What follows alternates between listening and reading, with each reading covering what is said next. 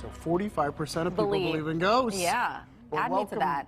Yeah, well, me too. And welcome back to Fright Week here on PTL. All week we're featuring local haunted attractions. So far, all of them have been created ones, just for Halloween thrills. But our next guests say there are real haunted buildings all over Western Pennsylvania, including one local library.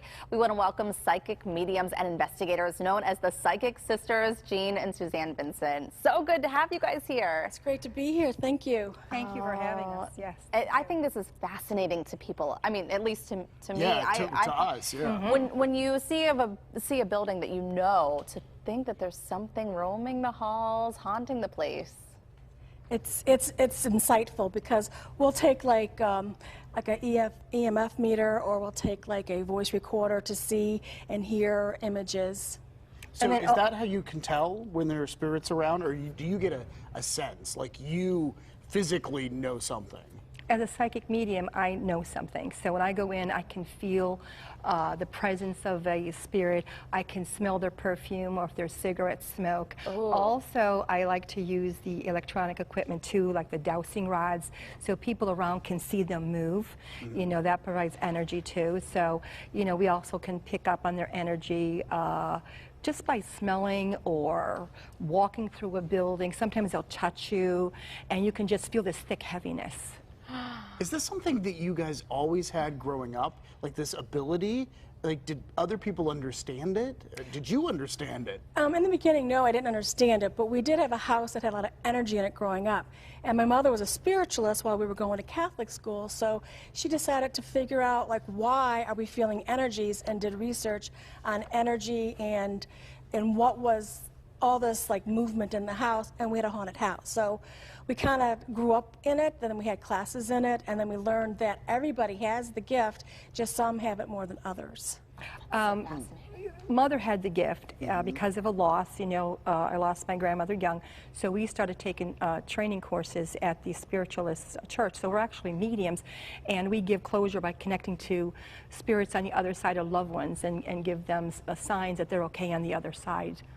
Stories that get me is when young people say something that they could not be making up. Right. They say something like they sense a loved one that has passed on, or they say something, you know, and I think as adults maybe we feel that, but we're trained to shut it down and not, you know, that's silliness or whatever. And yet kids, maybe we all have this ability, and some of us don't take advantage of it.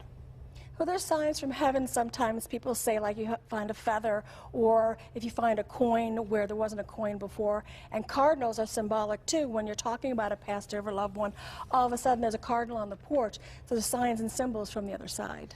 So my daughter, this was a couple years ago, said, "Say hi to Susie."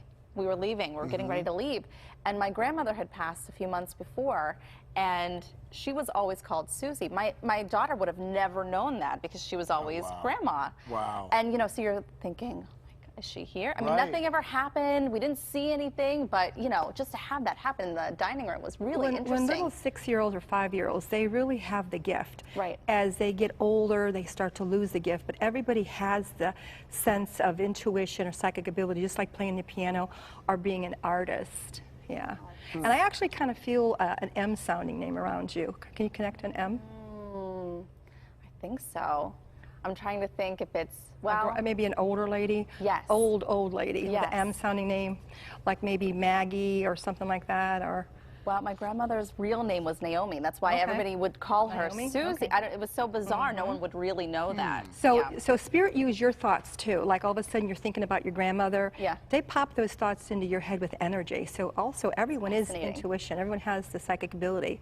You know, you're driving down the road and all of a sudden you start thinking about your relative and you see a number that has to do with their anniversary. So you feel pulled to it. You feel the pull to it. Okay, so we should probably get to the haunted buildings because this is really interesting. 3 of them in our area, right? Oh, there's so many in our area. Okay.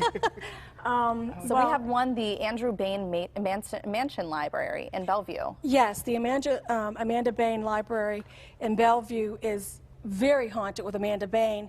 And the staff have said they've seen electrical issues, computers turn on, computers turn off. Up in the attic, a staff member had said she was outside and the attic light went on. So tons of activity. She's a good ghost, and we love fundraising for the library events, which is October 30th. if you want to go there. Okay, and the Kaufman House in Zelienople? Oh, that is a very haunted place. We actually did a fundraiser for the Zelienople Business Association, and people had walked through there in crowds, and they had gotten orbs, streaks, and actually some people gotten voices on their recorders. Yes, Oh, wow. and I would have brought it today, except I didn't know how we would play it, how you get it would out. play it, but actually it would say, I believe it said Myrtle. Myrtle was the wife of Mr. Kaufman, and she watches that place, make sure everything is tidied up, you know, make sure things are clean, and things like that. And also Chatham University is the third one, right? Oh, Extremely, extremely. The Is there a specific place on Chatham or the whole campus? like the library and like where the registration, where the old house was for. That was a lot of activity there. Oh, the Andrew Mellon house. We were in it last year, and my sister and I picked up all kinds of orbs, streaks with the girls, the students there, and people actually heard voices, and they could hear people talking, and then also they could smell the cigar smoke. So that's a very, very haunted. His home there in Chatham, it's very, very haunted. So fascinating. And you guys are going to be at the Bayne Library on the 30th, you said? Yeah, the Bayne Library from 6 to 8, which is a fundraiser for the library. Also, we're going to be doing a fundraiser for Animal Friends. We're doing a psychic gallery at the Sewickley Library. And at the Andrew Bayne, it's going to be like a mini lecture, and then going through the place with some ghost hunting October equipment. 22nd for that. October 22nd. Great stuff. Well, thank you Thanks, for being ladies. here. Thank you. And look for upcoming appearances by the Psychic Sisters online, or you can invite them to investigate activity in your own home, and we have their contact information at PittsburghTodayLive.com.